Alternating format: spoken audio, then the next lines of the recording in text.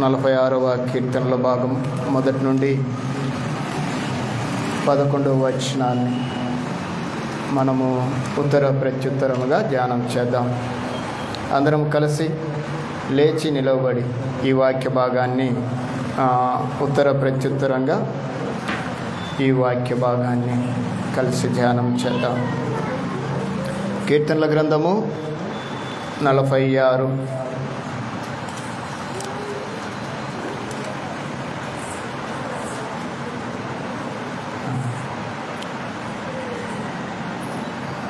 ఇంకా ఎవరు కూడా అటు ఇటు తిరగొద్దు, గుర్తుపెట్టుకోండి.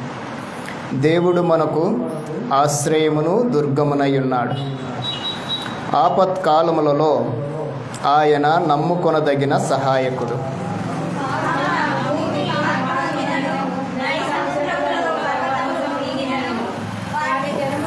వాటి జలములు ఘోషించుచు నురుగు కట్టినను, ఆ పొంగునకు పర్వతములు కదిలినను మనము భయపడము.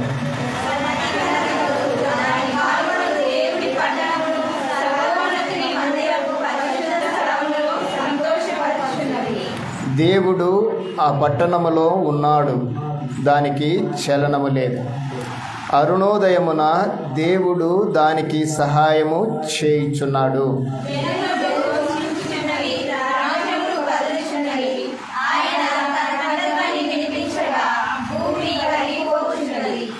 సైన్యములకు అధిపతియగు యెహోవా మనకు తోడై ఉన్నాడు. యాకోబు యొక్క దేవుడు మనకు ఆశ్రయమై ఉన్నాడు.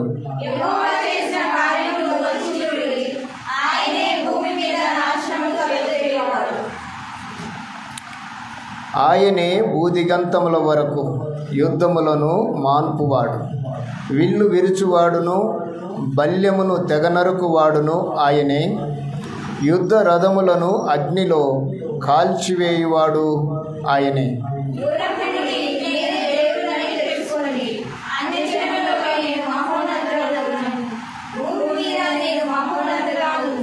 చివరిగా సైన్యములకు అధిపతియగు యెహోవా మనకు తోడై ఉన్నాడు. యాకోబు యొక్క దేవుడు మనకు ఆశ్రయమై ఉన్నాడు. అందరం కూర్చుందాం.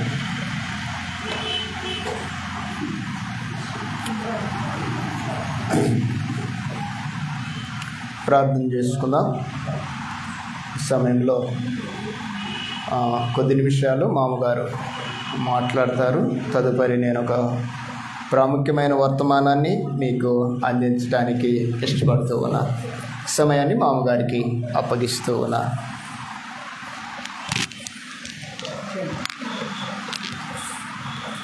పిల్లలు కింద కూర్చోబెట్టండి.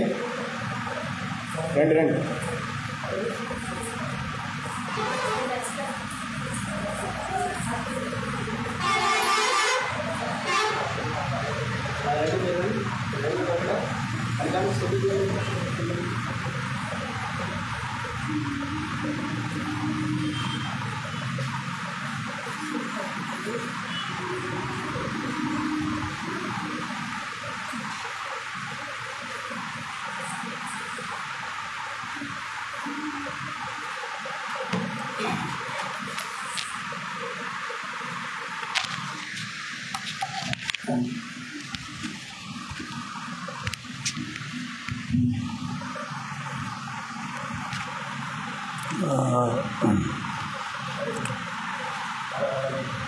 రండి.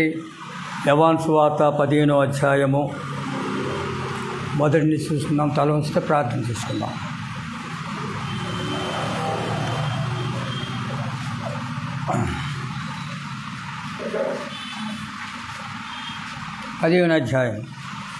యోహాను సువార్త 15వ అధ్యాయము మొదటి నుంచి చూసుకుందాం. తల ఉంచితే ప్రార్థన చేసుకుందాం.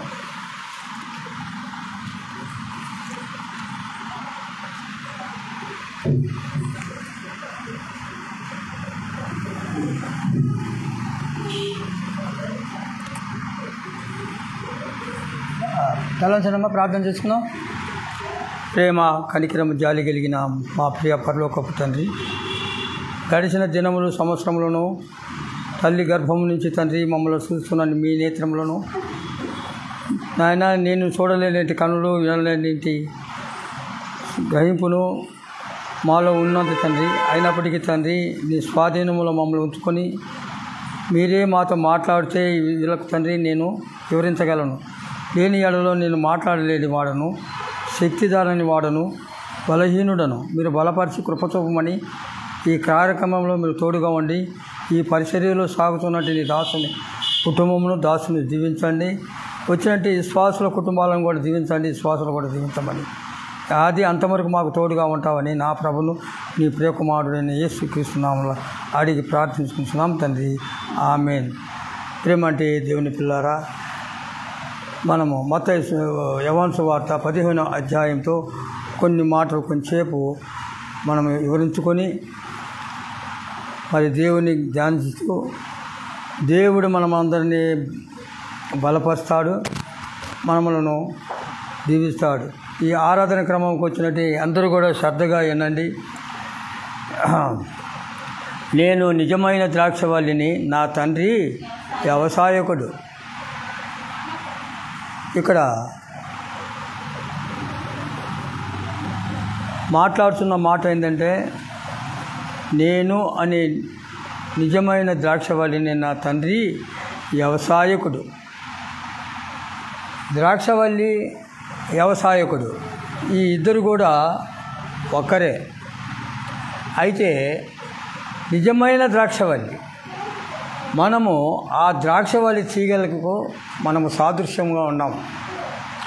దేవుడు తన వాక్యముతో మనములను బలపరచడానికి గ్రంథములు తన సేవకులకు చెప్పినట్టు విషయాలు ఇవన్నీ మనకు కూడా వర్తిస్తున్నాయి.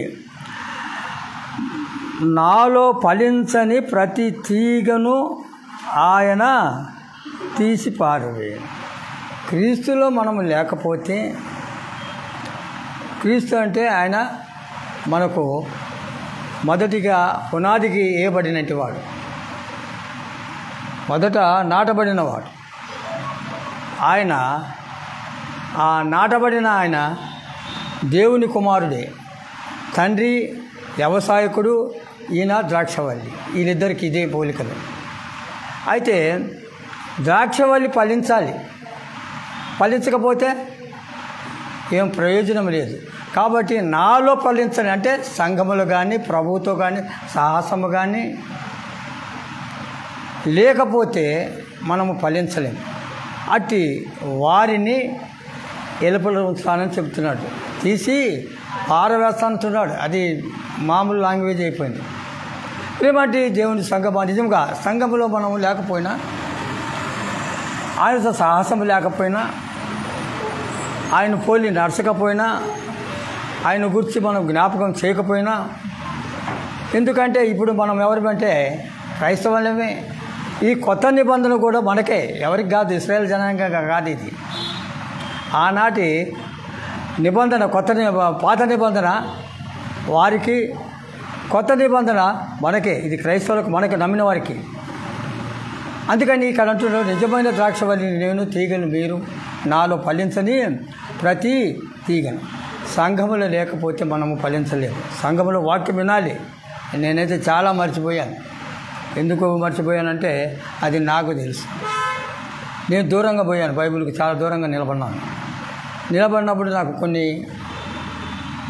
ఆటంకాలు, నేనే దూరం అయ్యాను.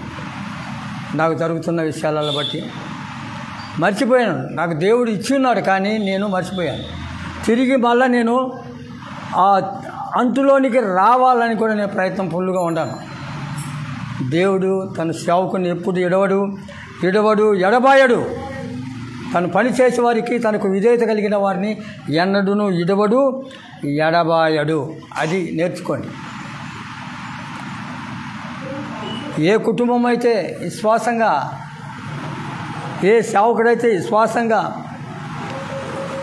ఎవరైనా సరే క్రైస్తవులు అనబడేవారు మరి క్రీస్తులో జీవించే మాట అయితే ఆయన నిన్ను ఎడబాయడు. ఎవరినైనా సరే, నన్నే కానీ, నిన్ను కానీ, ఇంకెవరి కానీ, ఆయన ఎవరిని ఇడిచేవాడు కాదు. ఆయన ఎప్పుడు నిన్ను త్రోసివేసేవాడు కాదు. మనుషులు త్రోసివేసినా ప్రజలు తోసివేసిన, నీ ఇరుగు పొరుగు వారు నేను త్రోసివేసిన, నీ శత్రువులు నేను త్రోసివేసిన, నీకు కానివారు నేను త్రోసివేసిన, ఆయన నిన్ను ఏనాడు త్రోసివేయడు. ఎంత ఘోర పాపాత్ములను నేను ప్రేమిస్తానంటున్నాడు. అయితే ఎంత ఘోర పాపాత్మలను ప్రేమిస్తుంటే ఆ పాపమే ఎక్కువ చేస్తున్నారు లోకం తెలుసుకొని. ప్రేమిస్తానన్న మాటకు చూడు ఎంత ఘోరమైన ఒక స్త్రీని ఉంటే అందరినీ ఎవడు మొదట రాయి వేస్తాడో ఏమన్నాడు. అయితే వేసిన వాళ్ళు అడెవరున్నా ఉన్నారా? అడెవరు లేరు. మీలో ఎవడు పాపం చేయకుండా ఉంటాడో మీరు.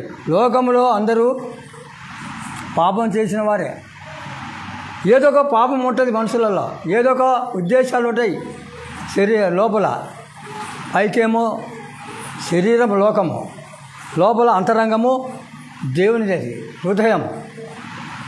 అయితే దానికి మలినము అంటకుండా శరీరాన్ని, దానికి లింక్ ఉంది, అపవాదికి శరీరానికి.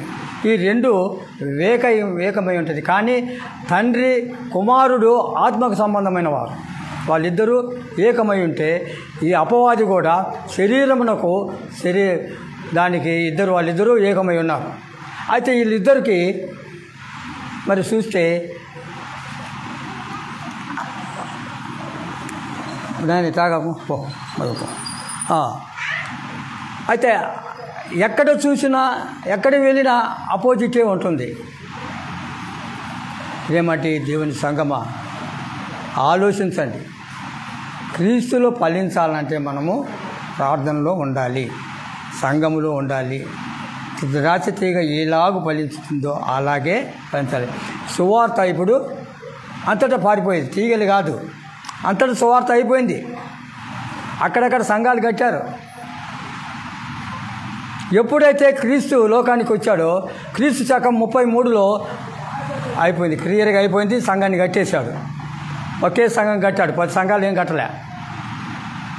ఆయన ఒక 2000 సంఘాలు కట్టలే. ఆయన నా సంఘం కట్టుదన్నాడు. క్రీస్తు శకం 33లో అయిపోయింది. ఎందుకంటే శిలువ పునరుద్ధానము అంతటితోనే క్లియర్ అయిపోయింది. ఆయన సంఘాన్ని కట్టాడు. సజీవుడు అయిన దేవుడు, నీ కొరకు నా కొరకు ప్రాణం పెట్టిన దేవుడు, నీ కొరకు నా కొరకు కాదు, సర్వమానవాళి కోసము, ప్రపంచం అంతటా ఉండే మానవాళికి ఆయన ప్రాణము దానం చేసినవాడు. కానీ ఆ దానము ప్రాణం చేసిన వాడిని ఎవరు గుర్తుపట్టలేరు. ఆయనకు స్వరూపమైన లేదు, సొగసైనా లేదు. ఆయన చూసిన వారు ఎవరు లేరు. అందుకని క్రీస్తు పరలోకం నుంచి భూలోకానికి రావడం కారణం ఏంటంటే శరీరధారిగా వచ్చే తెలుసుకుంటారని వచ్చాడు. తండ్రి తన కుమారుణ్ణి పంపాడు భూలోకానికి, నువ్వు వెళ్ళు ఇక.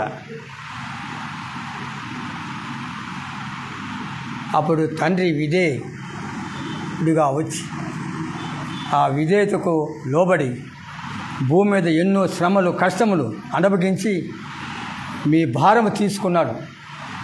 నీ భారమును యెహోవా మీద మోపము అన్నాడు.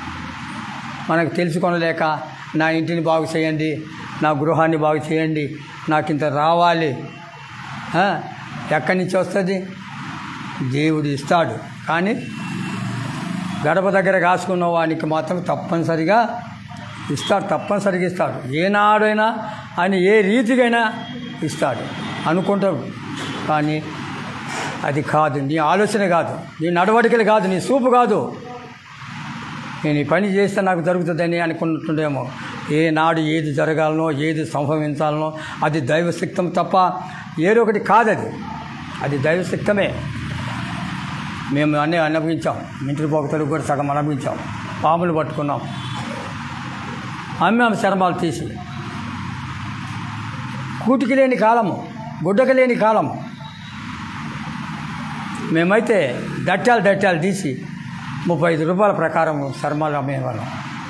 అయితే ఆనాడు కూడా అదే జరిగింది, ఈనాడే అదే జరుగుతుంది మాకు. ఒక దినము నేను కూడా అయ్యా ఇది నాకు పద్ధతి కాదను.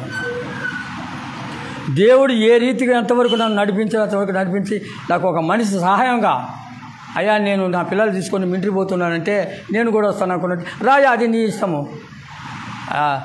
అక్కడి నుంచి నంద్యాల నుంచి గుంటూరుకి 5 రూపాయలు టికెట్ తీసుకున్నాను అంతే. ఆడికి పోతే ఉన్నది ఎంత 16 రూపాయలు ఉంటే అవి కూడా అయిపోయినాయి. మమ్మల్ని చూసి 4-5 మందిని సెలక్షన్కి రానిలే. అవి అయిపోయింది, నువ్వు రావద్దు, మీరు వద్దు. జోసెఫ్ సార్, నీ పిల్లలు కావచ్చు, మాకు తెలిసినవి కావచ్చు, అయినా నీ పిల్లలు పనికిరారు. ఇదిగో ఈ పిల్లోడు ఉండడు, ఈయనకు మైనర్ చేరలేదు కాబట్టి 1 సంవత్సరం 2 సంవత్సరాలు ఉన్నా ఈ పిల్లోని మాత్రం తప్పనిసరిగా. అప్పుడు నేను వచ్చే ముందుకు ఒక మాట జరిగింది.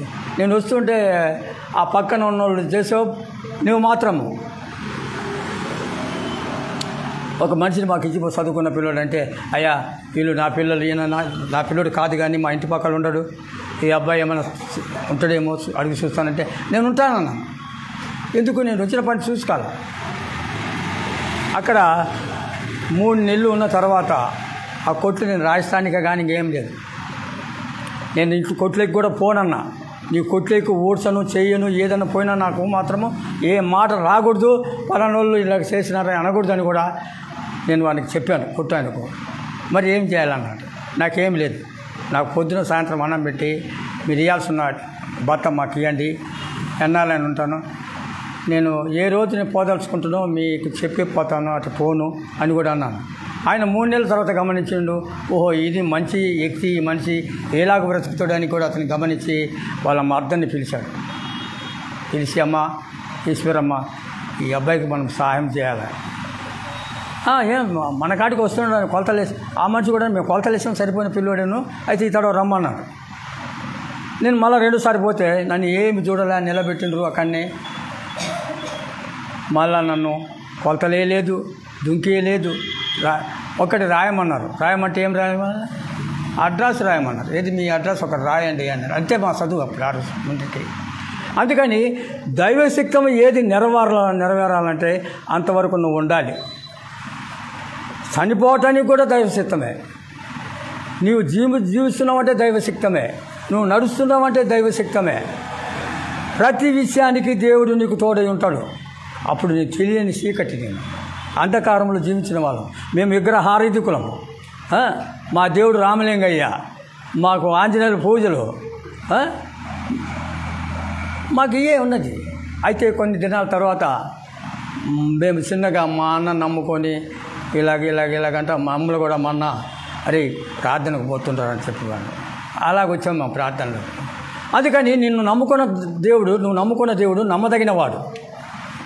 ప్రేమటి సహోదరులరా, సహోదరి, మనం నమ్ముకున్న దేవుడు ఎవరమ్మా? నమ్మదగినవాడు. ఇడవాడు. నువ్వు అనుకుంటావు ఏందయ్యా మేము ఇంత ప్రార్థనకు పోతే ఆధారమారం బలారాధన చేస్తాము, అన్నీ చేసుకుంటున్నాము, మాకే కష్టాలు అంటే నమ్ముకున్న కుటుంబాలకే శ్రమలు. నీ ఇరుగు పొరుగు వాళ్ళే నీకు ఈ రోజులు, నీ ఇంట్లో పుట్టిన వాళ్ళే నీకు ఈ రోజులు. ఇవన్నీ ఎవరి అంటే సైతాను శోధనలు మీతో ఎప్పుడూ ఎంటాడుతుంటుంది. మనకి ఇంట్లో కయ్యాలు పెడుతుంటుంది. నా కొడుకే నా మాట వినుకుంటే మధ్యలో నాకేమంటారు? అది సైతాను. వాళ్ళు జొరబడి ఈ మాట మాట్లాడు. ఆ ఇంట్లోనే ఆ గృహములనే గృహయుద్ధాలు. అయ్యే గృహయుద్ధాలు అంటే ఆ ఇంట్లోనే యుద్ధాలు. భార్య భర్తకు పడదు, పిల్లలకు పడదు. ఒక ఇంట్లో 3 ఉంటే ఒక పక్క 3 ఒక ఎదురు. ఆ ఇంటి దాంట్లోనే గృహయుద్ధాలు జరుగుతాయి. ప్రేమటి దేవుని సంగమ. ఇప్పుడు గృహయుద్ధాలే ఉన్నాయి, సంఘాలలో ఉన్నాయి, గృహాలలో ఉన్నాయి.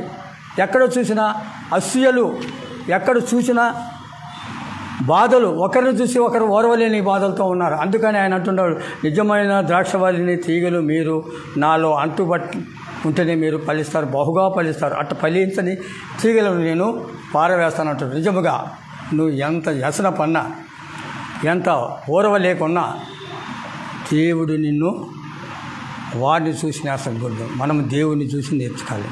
దేవుడు ఏ వాగ్దానం చేశాడో దానికే మనము నడవాలి. క్రైస్తవుడు దేవుని వాక్యం తెలిసినోడు అదే మాట పట్టుకొని రావాలి. వ్యవసాయకుడు మరి ఆయన నాగలి పట్టుకొని లేక గొర్రె పట్టుకొని మేడుతోక పట్టుకొని ఆయన ఎద్దులో తోలుతుంటాడు, చక్కగా తోలుతుంటాడు. ఒకవేళ పొరపాటుకు కూడా ఆయనకి ఎట్టుకైనా అనుకున్నట్టే ఆ ఎద్దుకైనా తగలొచ్చు, ఈ మనిషికైనా తగలొచ్చు. అందుకని క్రైస్తవుడు ఎన్నిక అంచేస్తే వాడికి ప్రయోజనం కాదు, వాడు ఫలించలేడు. కనుక దేవుని యందు భయభక్తులు కలిగితేనే మనం జీవిస్తాం. అందుకంటుండే ఒక స్థలంలో, యెహోవా యందు భయభక్తులు కలిగిన వారి గుర్రముల చుట్టూను యెహోవా దూతలను నేను కావలించుతాను.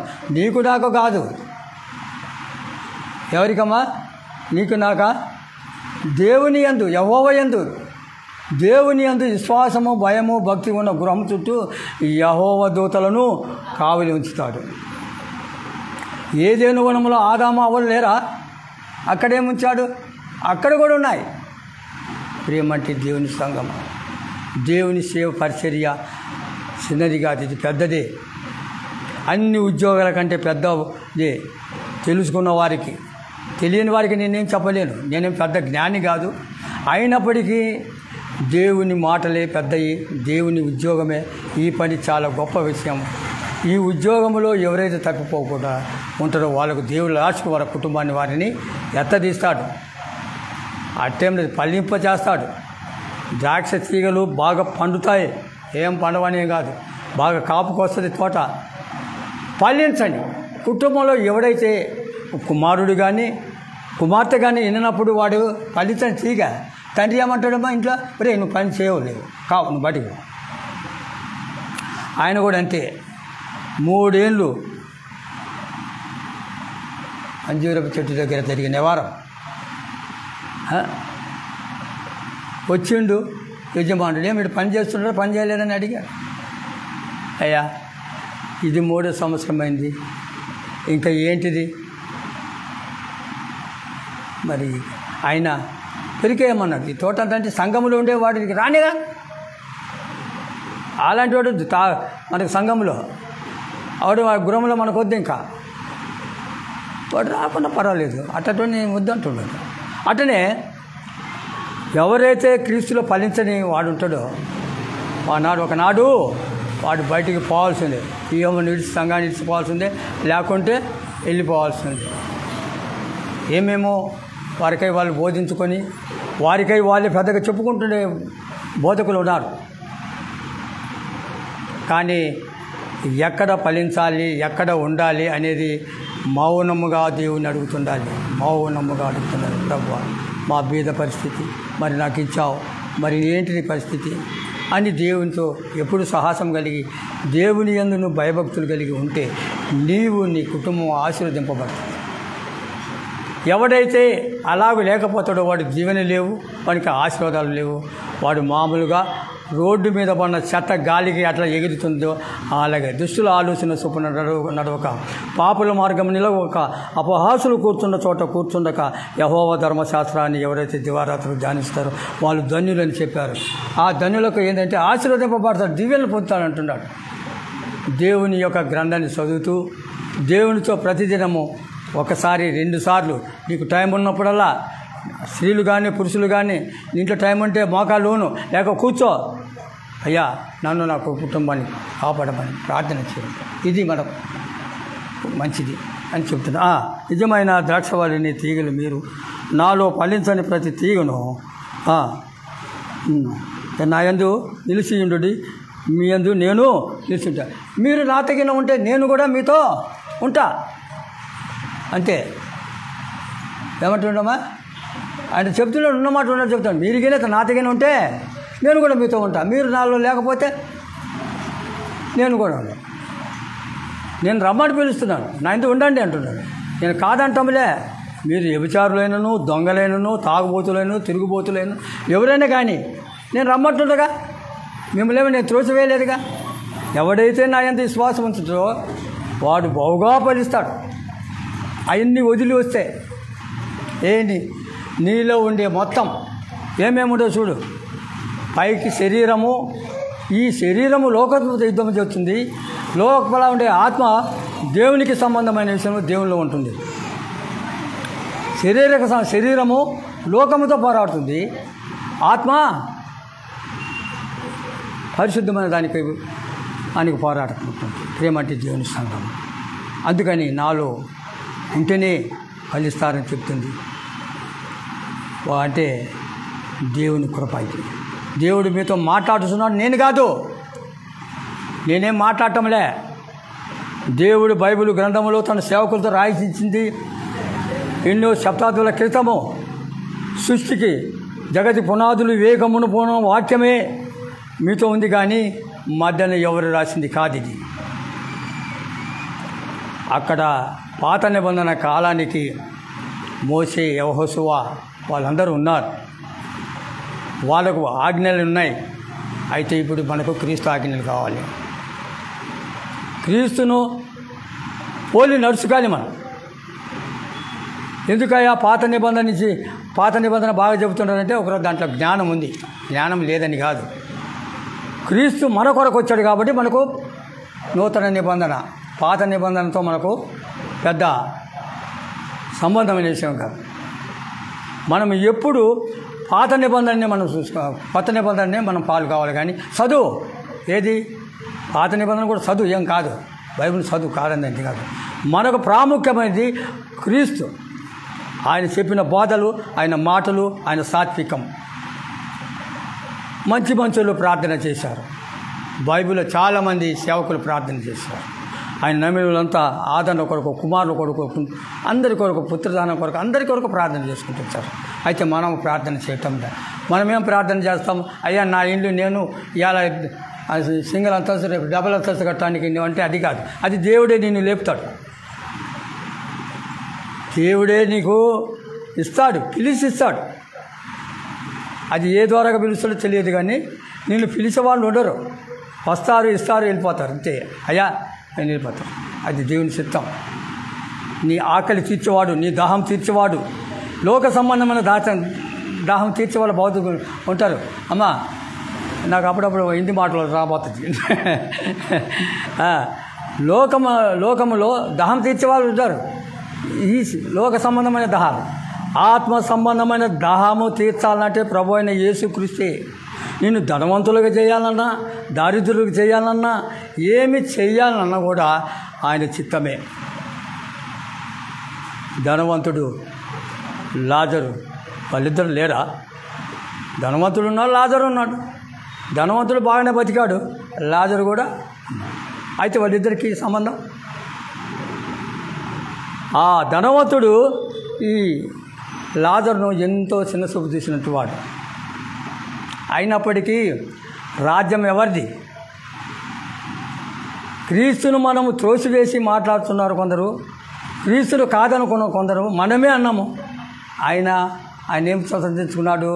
పరలోక రాజ్యాన్ని స్వతంత్రించుకున్నాడు. నీకు లేని రాజ్యం, భూరాజులకు భూమండలం ఉండే ఈ అధికారుల కంటే ఆయన రాజ్యాన్ని స్వతంత్రించుకున్నాం. ఒకవేళ ఎవడన్నా ఉండిపోయి కొన్ని కోట్ల రూపాయలు నేను చంద్రమండలంలో కొన్నాను, ఇంకా పోయి నాకు చూడు దేవుని రాజ్యం కావాలా, కొన్ని కోట్ల రూపాయలు ఇస్తానంటే ఇస్తాడా? ఇస్తాడమ్మా? ఇచ్చే మాట చెప్పండి. అట్టోళ్ళు ఉంటారు డబ్బులు ఇచ్చిపో కొనాలని. అయితే దేవుని రాజ్యము మామూలైంది కాదు, విషయం కాదు ఇది. ఎవడు కొనలేనిది అది, ఎవడు విలువ పెట్టలేనిది.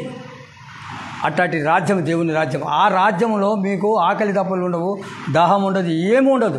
ఇక్కడ మనము ఆకలి దప్పులు ఉండవు, వస్త్రాలు కావాలంటున్నాము, తినడానికి కావాలంటున్నాము, బస్సులు కావాలంటున్నాము, కార్లు కావాలంటున్నాము. కానీ ఆ రాజ్యంలో ఏ అవసరం లేదని బైబిల్ క్లియర్గా డిక్లేర్ చేసి ఉన్నది. చదవండి బైబిల్ బాగా. బైబిల్ చదువుకుంటే అర్థమవుతుంది.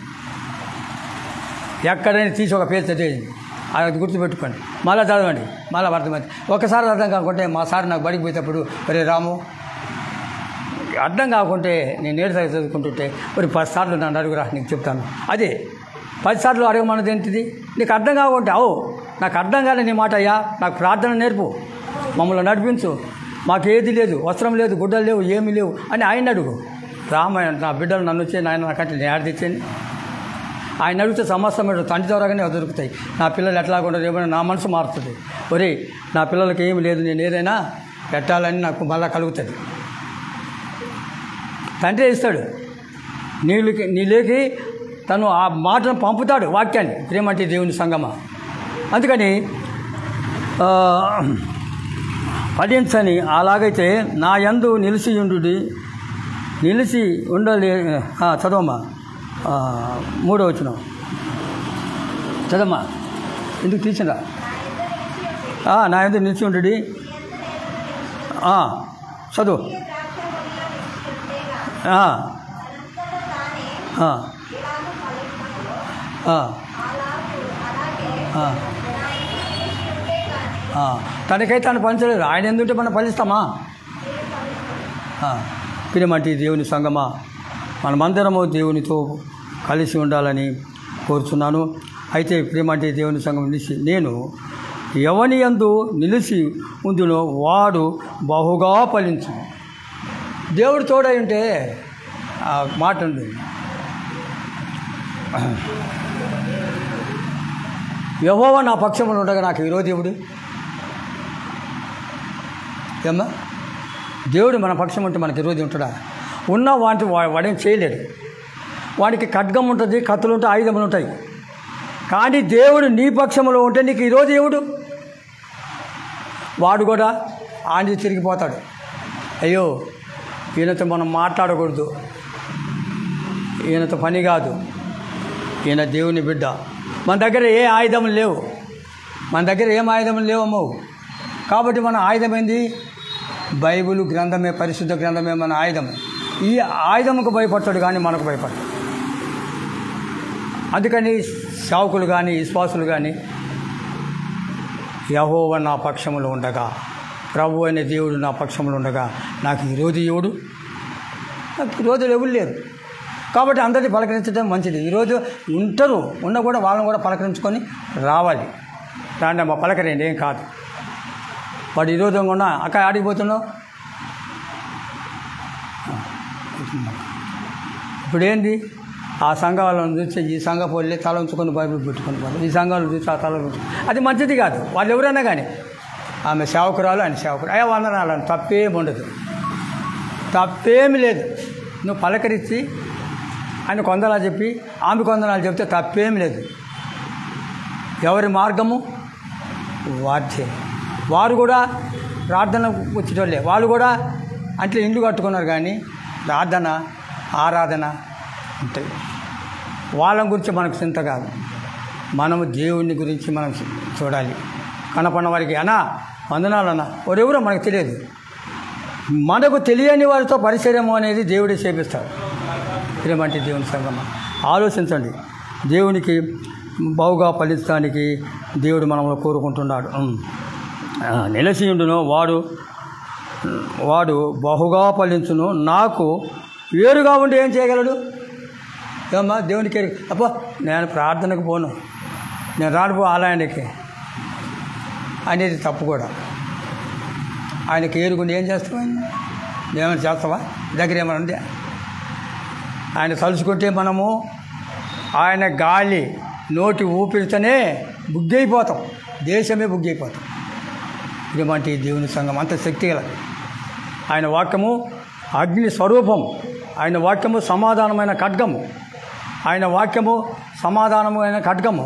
సమాధానం ఆయనలో ఉంది. సొలొమోనుకు ఏమి లేక దేవుని ప్రార్థించాడు, ఉన్నాయి. కానీ సొలొమోను ఏం చేశాడు?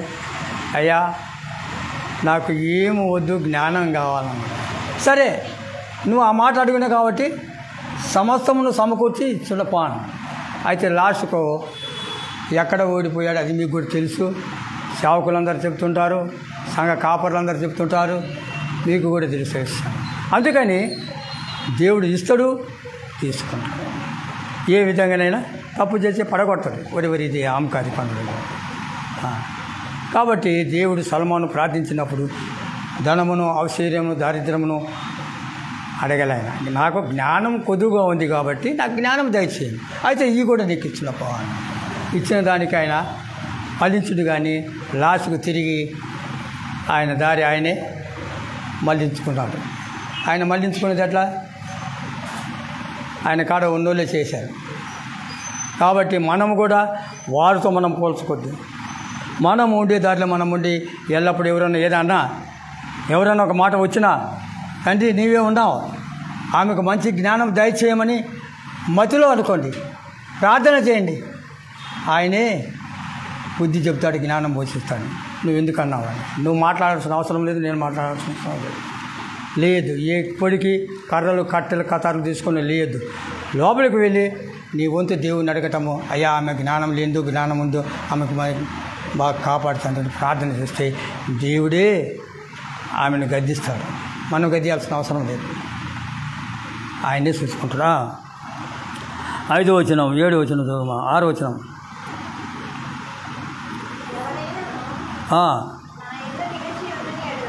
ఎవడైనా నా యందు నిలిచి ఉండని ఎడల వాడు తీగవలే. అంతే, దేవుని ఎరిగిన ప్రజలంతా ఆనాడు పారవేసేదే, ఆనాడు తీగలు పారవేసేదే. వస్తుంది, ఆ టైం కూడా వస్తుంది అనుకుని బైబిల్ చెబుతుంది. అయితే మనకు తెలియదు. ఎందుకు తెలియదంటే మనకు తెలియదు, చెప్పేవారిని కానీ తెలియదు. అంటాడు, నా కుమారునికైనను దేవదూతలకైనను నా రాకడ సమయం తెలియదు అంటాడు. ఇప్పుడు ఇంకొచ్చిందయ్యా, రేపు మాపు పోతుంది, నువ్వంటే అట్లా. ఎవరో ఒక ఆయన అన్నాడు, యెరూషలేములో యేసుప్రభు ఉన్నాడంట. ఇప్పుడు యెరూషలేములో యేసుప్రభు ఉన్నాడంట. ఎప్పుడు వచ్చిండో ఏం సంగతి మనకు తెలియదు. వారి మాట నమ్ముతావా?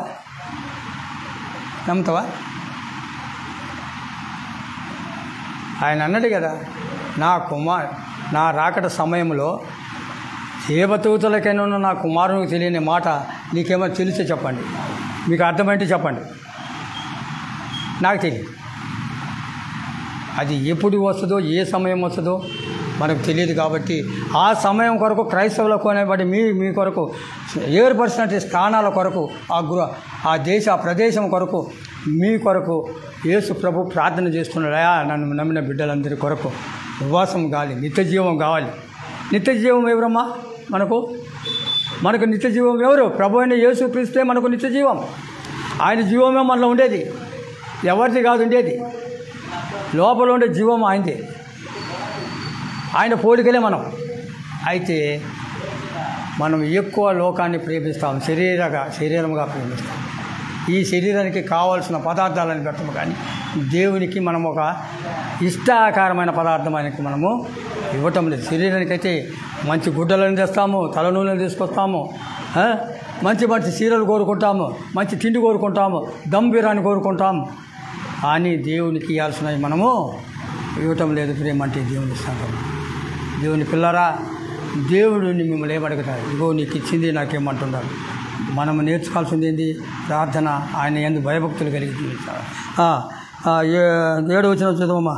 నా యందు మీరును మీ యందును నా మాటలు నిలిచి ఉండిన ఎడల ఏది ఇష్టమో అడుగుడి చాలు. ఈ కొద్ది మాటలు దేవుడు ఏదైతే మీకు ఇష్టం ఉంటుందో అడగండి, నేను ఇస్తానంటున్నాను. తప్పనిసరిగా ఆ దేవాది దేవుడు మనకు తోడే ఉంటాడు. మీరు మీ కుటుంబాల్లో ఆశీర్వదింపబడాలని నేను కోరుకుంటున్నాను. ఈ సమయాన్ని దేవుడు మిమ్మల్ని ఆశీర్వదించుకున్నాక ఈ వాక్యం ఇచ్చినట్టు దాసునికి కూడా నేను హృదయపూర్వకంగా వందనాలు చెప్తున్నాను.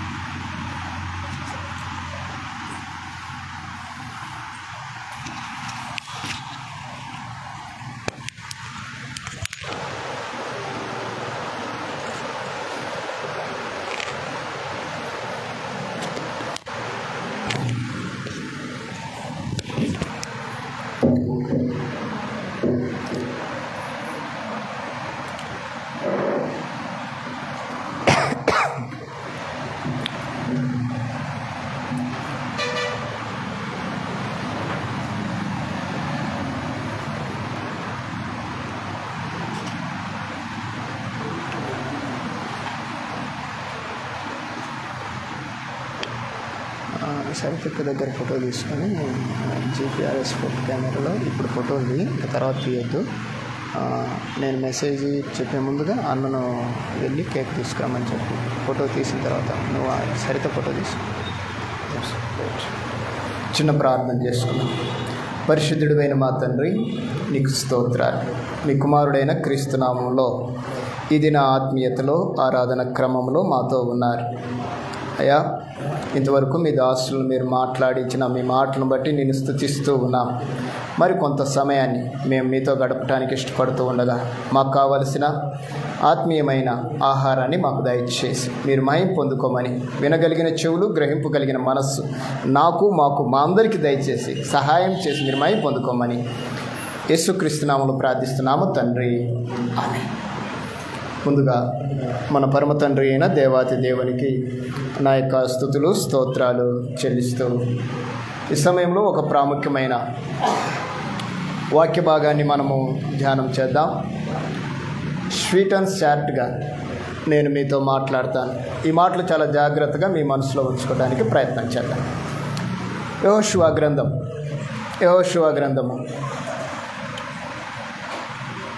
24వ అధ్యాయం.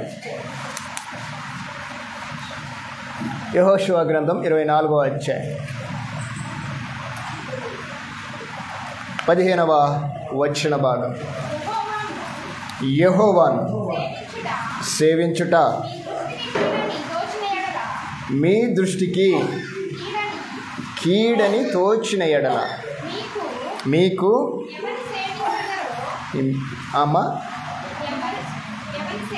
ఎవరిని సేవించెదరో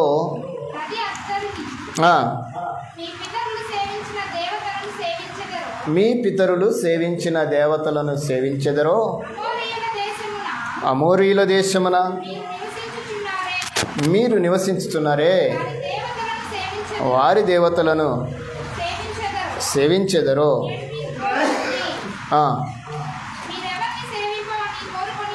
మీరు ఎవరిని సేవింపవలెనని కోరుకొనినను నేనును నా ఇంటి వారును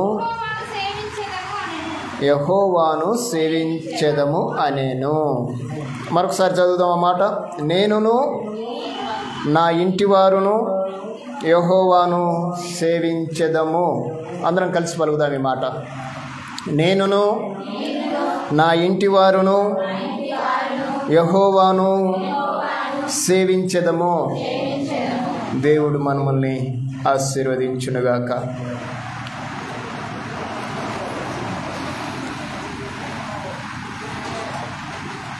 ప్రియులారా,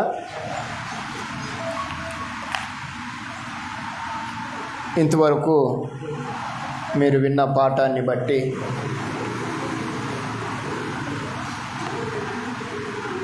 నేను మాట్లాడను, కానీ ఒక ప్రాముఖ్యమైన విషయాన్ని మీ ముందుకు తీసుకురావడానికి నేను ఇష్టపడుతున్నాను.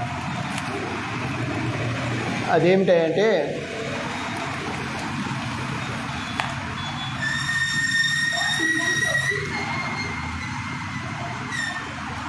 మనము చదువుకున్న లేఖన భాగ సారాంశంలో మాట్లాడుతున్న వ్యక్తిని గురించి ఒకంత ఆలోచన చేద్దాం. ఎవరు మాట్లాడుతున్నారు ఆ మాట చెప్పగలరా అమ్మా? ఆ మాట నేనును నా ఇంటి వారును యెహోవాను సేవించెదము అన్న మాట మాట్లాడిన వారెవరు? ఎవరమ్మా? ఏం మాట్లాడరేంది? ఎవరు మాట్లాడారు? ఆ మాట మాట్లాడిన ఆయన ఎవరు? ఎవరు?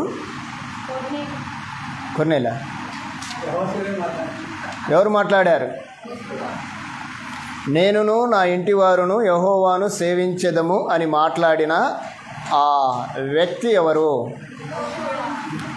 గట్టిగా మాట్లాడండి. ఎందుకు భయపడుతున్నారు? యెహోషువనేనా? పక్కా డౌట్ లేదుగా? రైట్. అట్లయితే ఎవరితో మాట్లాడుతున్నాడు? మొదటి వచనం చదువుదాం. 24. బాగా వినాలి. ఎవరిని పిలిచాడో గమనిద్దాం. యెహోషువ ఇశ్రాయేలీల గోత్రముల వారినందరినీ షెకెములో పోగు చేసి వారి పెద్దలను, వారి ప్రధానులను, వారి న్యాయాధిపతులను, వారి నాయకులను పిలువనంపగా వారు వచ్చి, రైట్, ఎవరిని పిలిచాడైనా? ఇశ్రాయేలీలలో ఉండబడిన పెద్దలను, ప్రధానులను, న్యాయాధిపతులను, నాయకులను పిలిచాడు. ఎక్కడికి పిలిచాడు? షెకెములో ఉన్న దేవుని సన్నిధికి పిలిచి మాట్లాడుతున్నాడు. జాగ్రత్తగా వినండి. ఇప్పుడు ఇశ్రాయేలీలు ఎక్కడ ఉన్నారు? షెకెములో ఉన్నారు. షెకెములో దేవుని సన్నిధిలో ఇశ్రాయేలీలు ఉన్నారు. ఇశ్రాయేలీలు షెకెములో దేవుని సన్నిధిలో ఉన్న ఈ సందర్భము చాలా ప్రాముఖ్యమైంది. దాదాపుగా అప్పటికి వాళ్ళు 40 సంవత్సరాలు ప్రయాణం చేశారు. 40 సంవత్సరాల ప్రయాణ కాలంలో ఒక నాయకుని కింద వారు నడిపించబడ్డారు. ఎవరు నడిపించబడిన నాయకుడు ఎవరు? ఏ నాయకుని కింద నడిపించబడ్డారు? మోషే నాయకుడి ద్వారా ఐగుప్తులో నుండి, ఇనప కొనిమిలో నుండి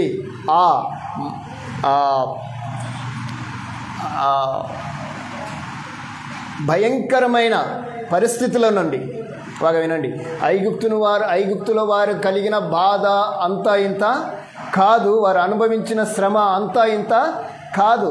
వారి శ్రమను చూసి దేవుడు వారి వైపు చూశాడు.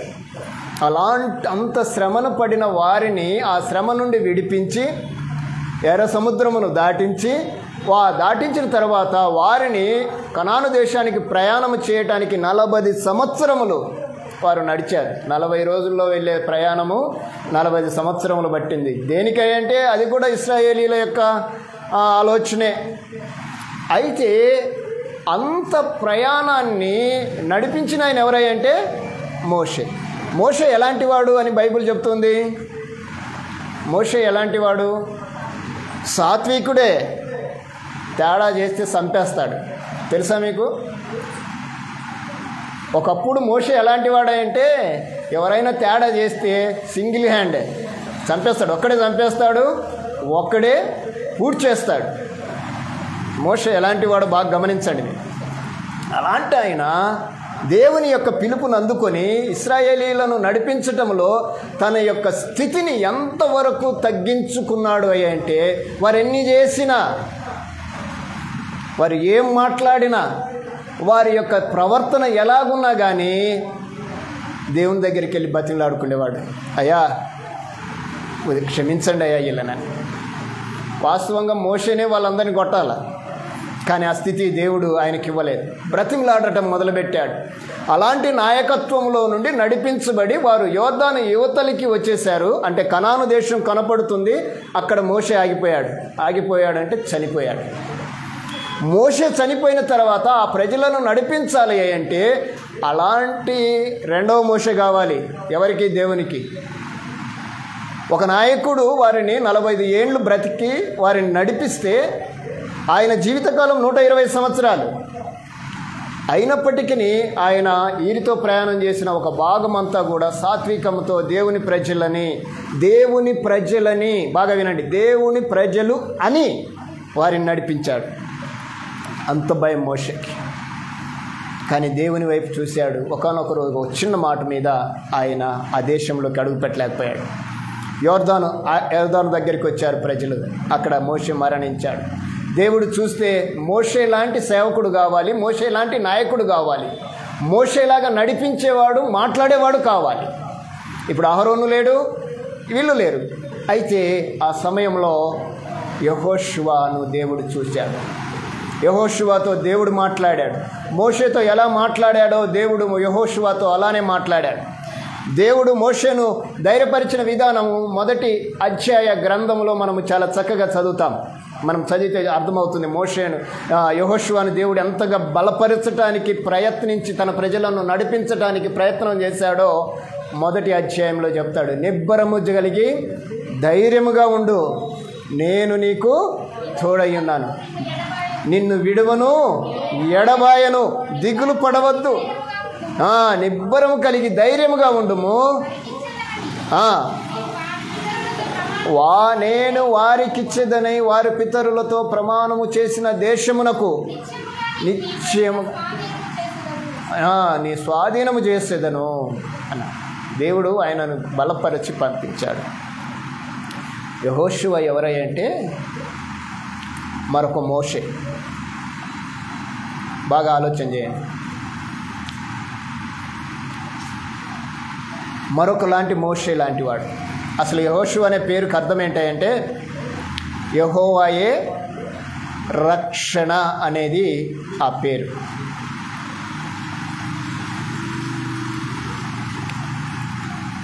అయితే అలాంటి యెహోషువ తన ప్రజలని కనాను దేశానికి నడిపించాడు. కనాను స్వతంత్రించుకున్నారు. చాలా సంతోషం. పాలు తేనెలు ప్రవహించే దేశానికి వచ్చేసారు. ఇప్పుడు పాలు తేనెలు ప్రవహించే దేశానికి నడిపించిన వాడు యెహోషువాయే, వారితో కలిపి నడిచినవాడు యెహోషువాయే, వారిని నడిపించినవాడు దేవుడే, యెహోవాయే. అయితే ఇక్కడ కొంత ఆలోచన వచ్చేసింది.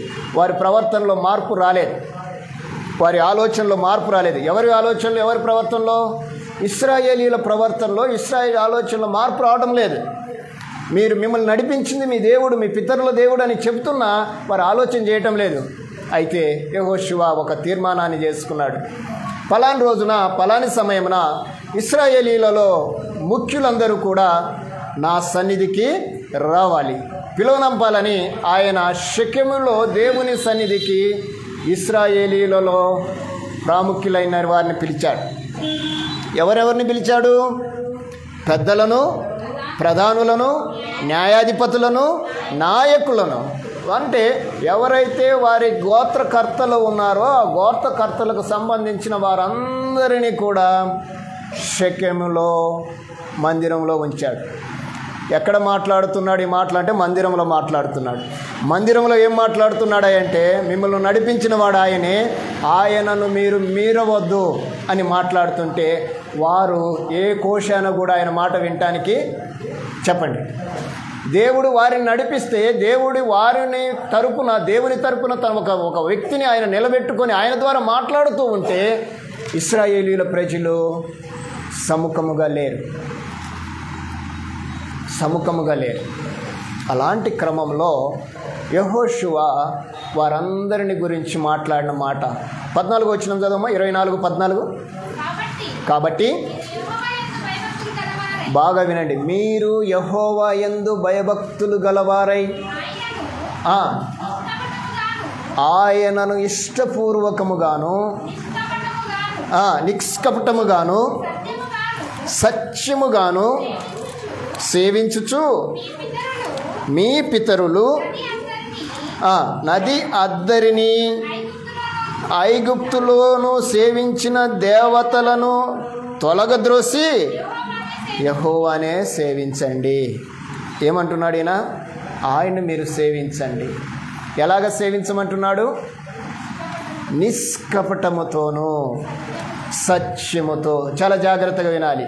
ఈరోజు ఆరాధన క్రమంలో నిలిచి ఉన్న మనము, దేవుని సన్నిధిలో నిలిచి ఉన్న మనం, నాడు యెహోషువ ఇశ్రాయేలీయుల ప్రజల్ని దేవుని సన్నిధిలో నిలిపించి చెప్పిన మాటలు ఏంటంటే, మీరు యెహోవాను సేవించండి. ఎలాగ సేవించాలి? నిష్కపటముతో. గతంలో చెప్పాను మీకు, కపటము అంటే ఏంటో మీతో మాట్లాడాను. క్రైస్తవులు కలిగి ఉండవలసిన లక్షణాలని గురించి మనం మాట్లాడుకున్నాం. యెహోవా దయాళుడని మీరు రుచి చూచిన ఎడలా ఏమేమి కలిగి ఉండకూడదో ఆయన తెలియజేశాడు పేతురు గారు. ఈరోజు ఈయన మాట్లాడుతున్నాడు. అంటే ఏ సేవకుడు మాట్లాడినా కానీ దైవికమైన విషయాల్ని, దేవుని సేవించే విషయంలో వారు మాట్లాడే ప్రతి మాట కూడా చాలా దగ్గర సంబంధాన్ని కలిగి ఉంటుంది. ఎప్పుడో పేతురు మాట్లాడాడు. ఎప్పుడు? క్రీస్తు శకము 1వ శతాబ్దంలో, క్రీస్తు పుట్టక మునుపే దాదాపుగా 1000 సంవత్సరాల పూర్వములో ఈయన ఈ మాట మాట్లాడారు. అంటే దాదాపుగా 1400 సంవత్సరాలు. మీరు చూడండి, ఆ కాలంలోనే యెహోషువ మాట్లాడారు. సుమారు 14వ శతాబ్దంలో, అంటే క్రీస్తుకు పూర్వం. ఇది క్రీస్తు శకం కాదు, క్రీస్తు శకం 1వ శతాబ్దంలో పేతురు గారు మాట్లాడారు అదే మాట.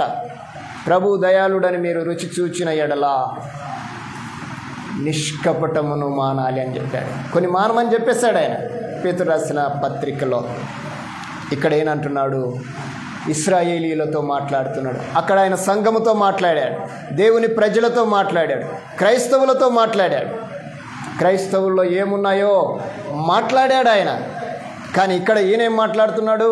ఇశ్రాయేలీలలో ఏముందో మాట్లాడుతున్నాడు. ఏమి లేకపోతే ఏం తెలియజేస్తాం మనము? ఇప్పుడు మనకు కర్రీ ఉంది, కర్రీ చేస్తాము, అందులో ఉప్పు లేదనుకో ఏం చేస్తాం మనము? ఉప్పు లేదని మెన్షన్ చేస్తాం. అంతే కదమ్మా. అన్నం ఉడకలేదనుకోండి, అన్నం ఉడకలేదని మెన్షన్ చేస్తాం.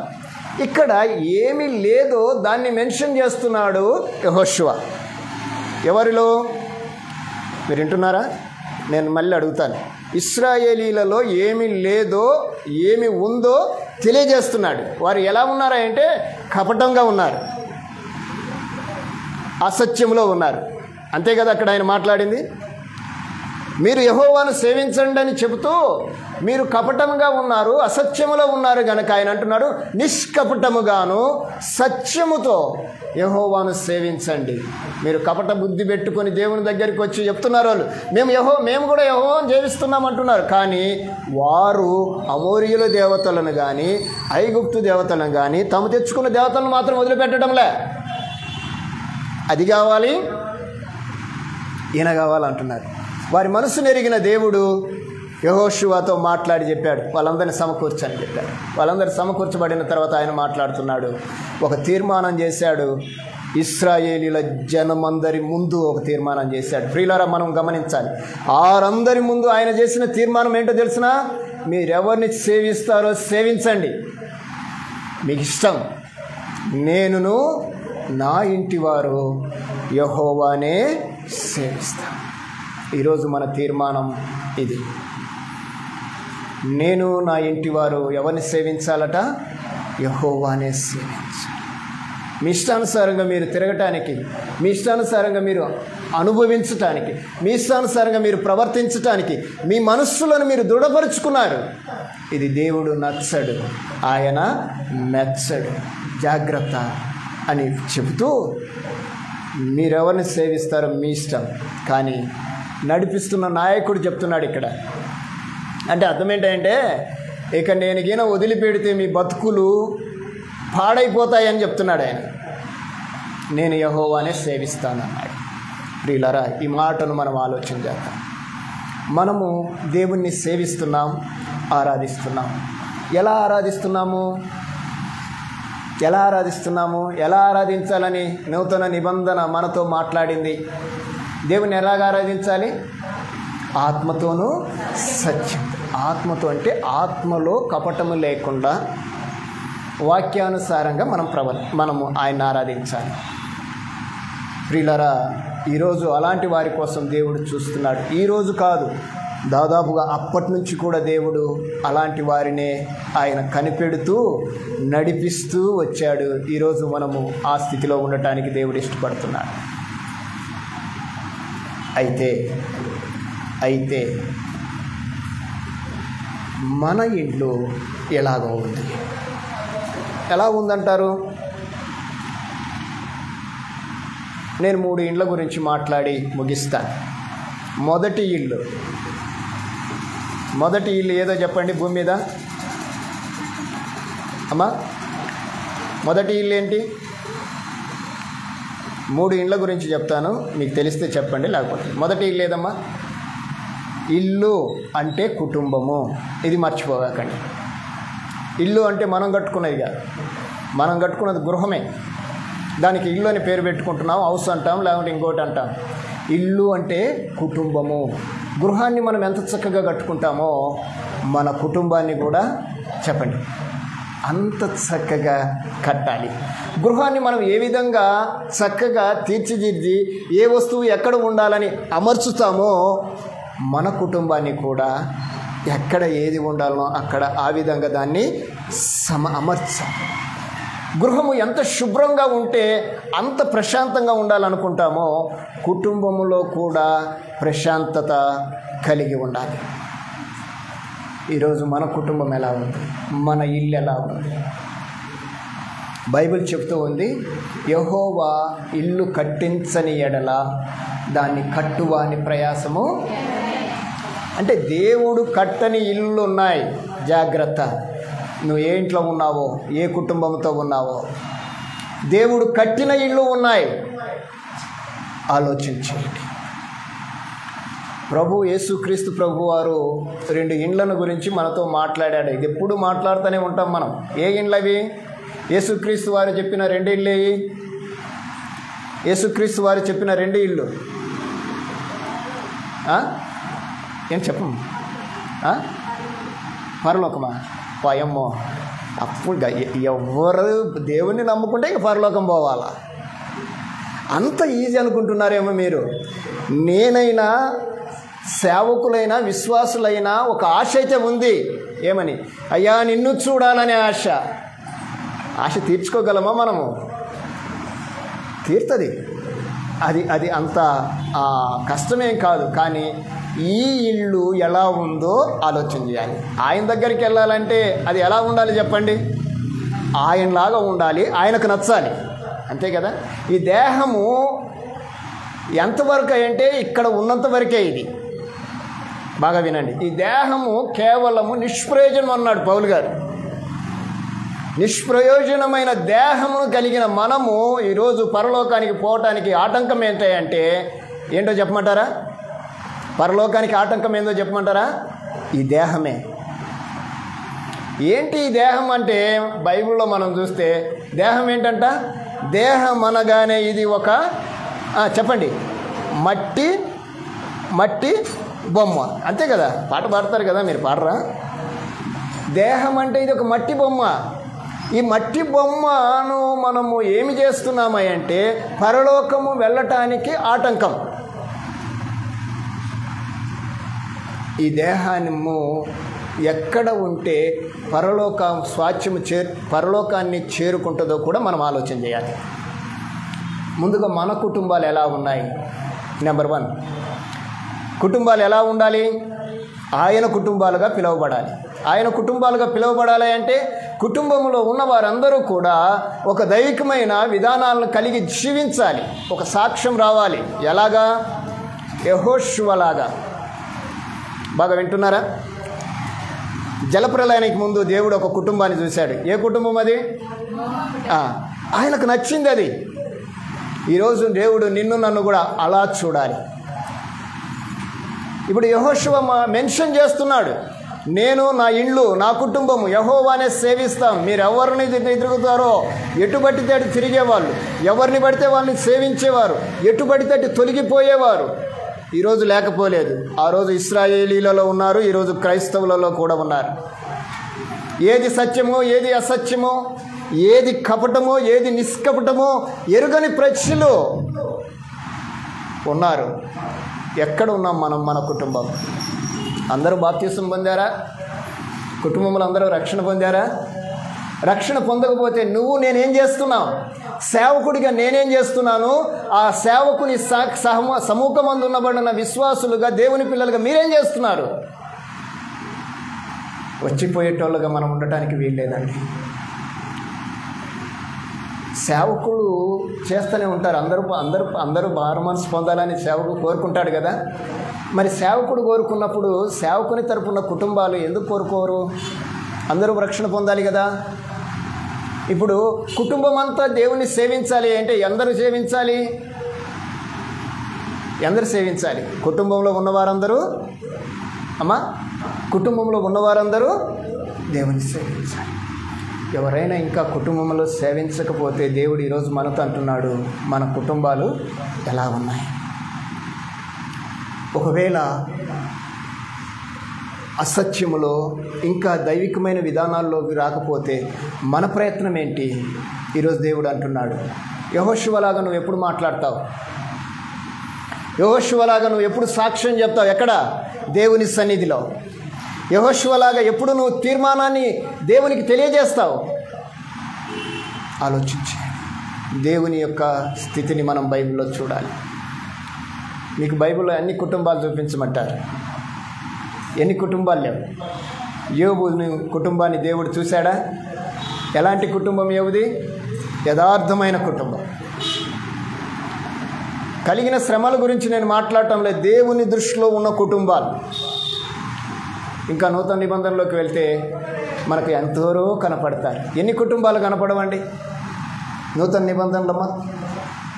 ఎన్ని కుటుంబాలు కనపడవు? కొర్నేలి కుటుంబం ఎలాంటిది? సోదరి చెప్పినట్లుగా దేవుడు చూసిన కుటుంబం కాదా? లూదియా కుటుంబం ఎలాంటిది? దేవుడు హృదయాన్ని తెరిచిన కుటుంబం కాదా? చెరసాల నాయకుని కుటుంబం ఎట్టిది? దేవునికి ఆతిథ్యం, దేవుని సేవకులకు ఆతిథ్యం ఇచ్చి రక్షణ పొందుకున్న కుటుంబాలు కాదా? ఈరోజు మన కుటుంబాలు ఏ స్థితిలో ఉన్నాయి? మన కుటుంబాలను గురించి మనం ఎప్పుడు దేవుని సన్నిధిలో ఆ కుటుంబాలన్నీ ఈరోజు మనకు సాక్ష్యం. ఇంకొక మాట నేను గట్టిగా చెప్పాలంటే ఆ కుటుంబాలన్నీ కూడా మనల్ని సవాల్ చేస్తున్నాయి. మీ కుటుంబాలన్నీ అలా ఉన్నాయా అని, మాలా ఉన్నాయా అని.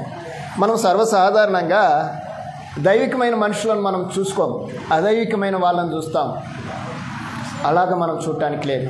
ముందుగా మనల్ని మనము చూడాలి, మన కుటుంబాన్ని మనము చూసుకోవాలి.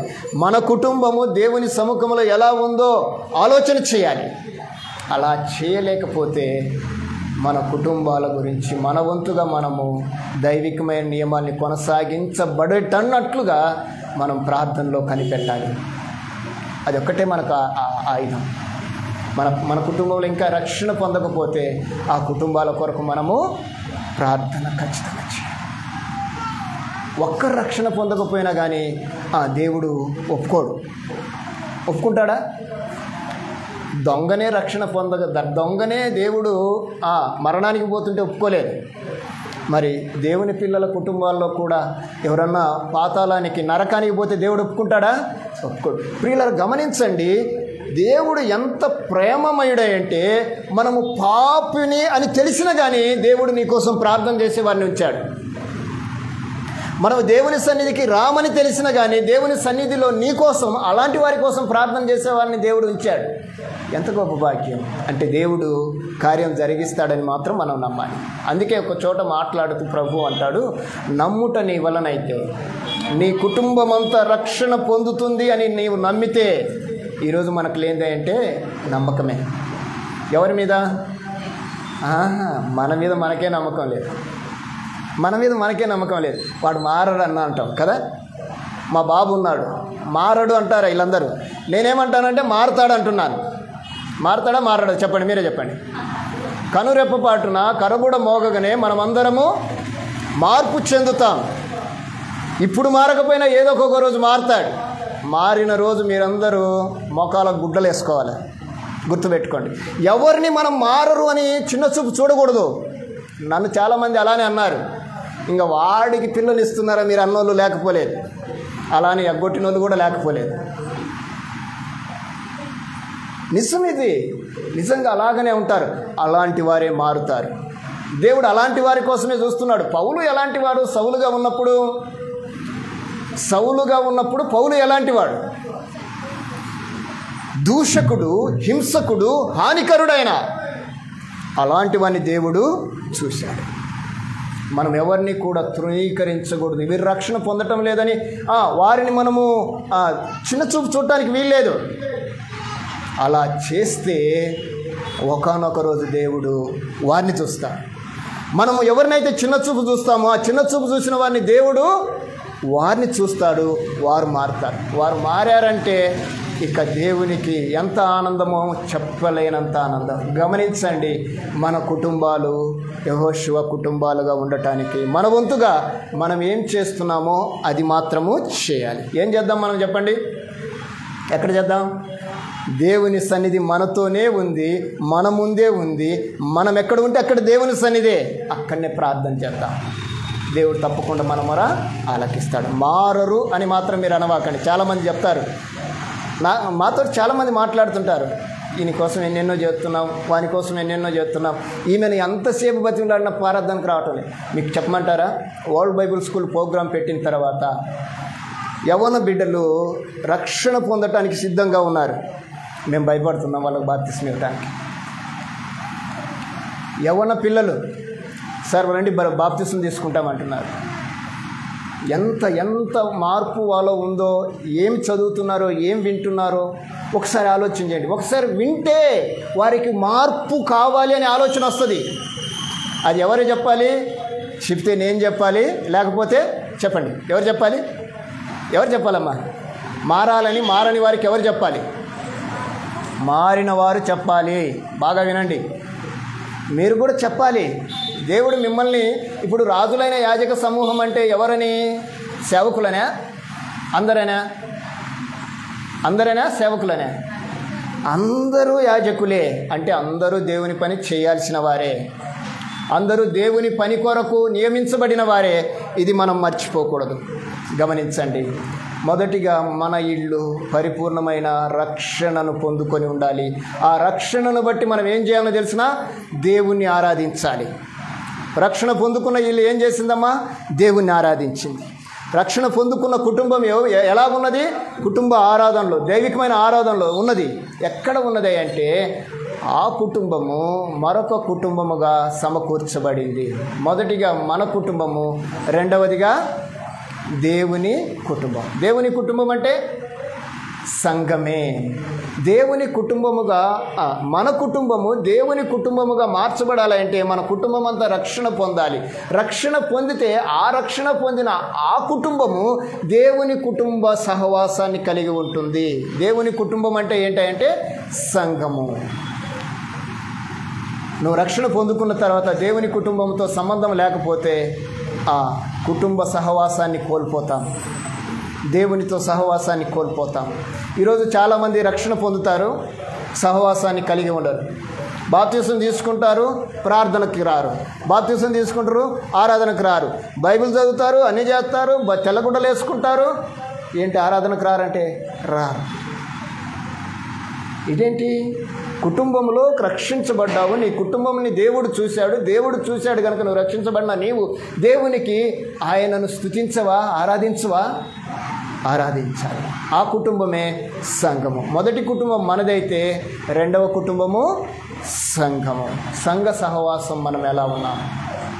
బైబిల్ చెప్తుంది, వీరు అపోస్తలుల బోధ యందును, సహవాసమందును, రొట్టె విరుచుట యందును, ప్రార్థన చేయుట యందును ఎడతెగక ఉన్నారు.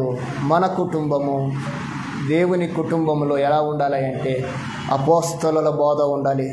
జాగ్రత్తమా, రకరకాల బోధలు వచ్చాయని మళ్ళీ చెప్తున్నాను. ఏ బోధ పడితే ఆ బోధ సరి అయింది కాదు. ఇప్పుడు వచ్చే బోధలన్నీ కూడా కపటమైన బోధలే, అంతే కదమ్మా. దేవుని సన్నిధిలోకి నువ్వు రావాలి అంటే యెహోషువ అన్నాడు, నిష్కపటమైన అన్నాడు, సత్యము ఉండాలి అన్నాడు. ఈరోజు అపోస్తలుల బోధ ఉండాలి, అపోస్తలు చూపించిన సహవాసం ఉండాలి, అపోస్తల క్రమం కలిగి జీవించాలి. అది దేవుని కుటుంబం, అది సంఘం. మొదటిది మన కుటుంబము, రెండవది దేవుని కుటుంబముగా నిలబడటం, అది సంఘం. మూడవదిగా ఈ కుటుంబమే పరలోకానికి చేరే కుటుంబం. పరలోక కుటుంబముగా మనము చేర్చబడాలి. మీరు అన్నారే పరలోకమే కుటుంబం అని. పరలోకం ఎప్పుడంటే ఈ రెండు ఫుల్ఫిల్ అయితే, మన కుటుంబము సంఘము ఫుల్ఫిల్ అయితే, అంటే మన కుటుంబం పరిపూర్ణమైన రక్షణలోకి రావాలి. పరిపూర్ణమైన రక్షణను సంఘములో, సంఘ క్రమములో ఏదైతే గ్రంథము చూపించిందో దాని ప్రకారం కొనసాగించబడాలి. ఆ కొనసాగించబడిన తదుపరి మనము పరలోకానికి అర్హులమవుతాం. ఆ కుటుంబంలోనికి చేరాలి. ఇప్పుడు రెండు కుటుంబాలు మన మధ్యలో ఉన్నాయి. మొదటిది మన కుటుంబము, రెండవది దేవుని కుటుంబం. దేవుని కుటుంబమే ఏమై ఉంది అంటే పరలోకపు గవిని అని రాశాడు ఒక భక్తుడు. అలాంటి కుటుంబాలుగా మనం ఉండటానికి ప్రయత్నం చేద్దాం. ఒకవేళ ఇంకా ఎవరైనా మన కుటుంబంలో మార్పు పొందకపోతే వారి పేర్లు చెప్పండి, వారి కోసం మనం ప్రార్థన చేద్దాం. అందరం కలిసి చేద్దాం. రక్షణ పొందని వారు ఉన్నారు. మా కుటుంబంలో ఇంకొకడు ఉన్నాడు, ఆయన కోసం మేము ప్రార్థన చేస్తున్నాం. మా తమ్ముడే. మీకు నేను చాలాసార్లు చెప్పాను, రక్షణ పొందని వారు ఎవరైనా ఉంటే, మా కుటుంబమే కాదు, బాగా చూడండి ఒకసారి చెప్తాను. రక్షణ పొందని వారిని నేను ఇలాగ డిజైన్ చేశాను. ఈ డిజైన్లో బాబు ఉన్నాడు, మీరు లేరనుకుంటున్నాడేమో. ఈ డిజైన్లో ఎవరెవరు ఉన్నారో మీకు నేను చూపిస్తాను. మీరు కూడా డిజైన్ చేయండి కుటుంబం కొరకు. దేవుని పనికి మీరు బాధ్యత తీసుకున్నట్టు అన్నమాట. మనము డిజైన్ చేస్తే దేవుడు వారిని అరేంజ్ చేస్తాడు. చేయడంటారా? ఇప్పుడే మామగారు అన్నారు, నా యందు మీరును మీ యందు నా మాటలను నిలిచి ఉండిన ఎడల. చెప్పండి, నిలిచి ఉండిన ఎడల మీకు ఏది ఇష్టమో అది అడగండి, అది నేను మీకు ఇస్తాను. చేద్దాం అలాగా చేస్తే యెహోషువలాగా మనం కూడా చెప్పగలం. కొర్నేలిలాగా అలాగా మనం చెప్పగలం. లూదియాలాగా మనం సాక్ష్యం ఇవ్వగలం. చెరసాల నాయకుల్లాగా మన కుటుంబాన్ని మనము దేవుని సముఖమందు నిలవబెట్టగలం. రక్షణ పొందకుండా మన కుటుంబాల్లో ఇంకా ఎవరైనా ఉంటే వారి కొరకు ప్రార్థన చేద్దాం. వారిని కూడా దేవుని యొక్క కుటుంబానికి అనుసంధానం చేద్దాం. అటు స్థితి దేవుడు మనందరికీ దయచేయునుగాక. ఆమేన్. శ్రద్ధగా విన్న మీ అందరికీ వందనాలు. ఏవైనా ప్రశ్నలు జవాబులు ఉన్నా కానీ అడగవచ్చు మీరు. రైట్.